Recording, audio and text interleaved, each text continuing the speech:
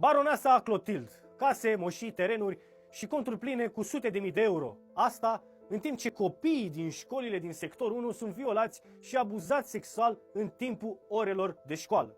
Clotilde Armand poate intra fără probleme la categoria baronilor locali, pentru că deține o avere impresionantă, comparabilă cu a celor pe care USR și Plus îi demoniza în campania electorală din anul 2020. Primarul sectorului 1 are multe case, zeci de hectare de terenuri, conturi în euro și în lei de sentin pe câteva pagini în declarația de avere, chirii, tablouri și bijuterii.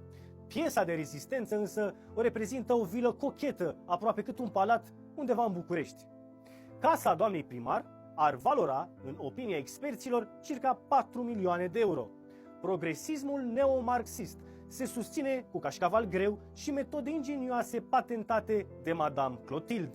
Sute de mii de euro au fost plătiți de PFA-ul Clotilde Moroianu Armand Marie Brigitte către Clotilde Moroianu Armand Marie Brigitte. Practic, a prestat pentru ea însăși. Metoda este și mai interesantă dacă se urmărește în timp. Din anul 2013 și până în prezent, actualul primar al sectorului 1 a înființat periodic diferite entități economice sub forma persoană fizică autorizată, adică PFA, mai exact 5, pe care le-a radiat după încasarea unor fonduri. Înființarea și radierea repetată de entități PFA este o tehnică cunoscută, potrivit experților din cadrul Direcției Generale Antifraudă Fiscală. Această tehnică este folosită în cazul în care doriți evitarea plății TVA, dar și altor taxe. Această primăriță de carton nu este altceva decât o altă prefăcută, o ipocrită care ține locuitorii sectorului 1 în jeg, mizerie și frig.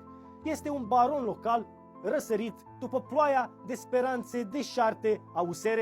România, trezește-te români, treziți-vă!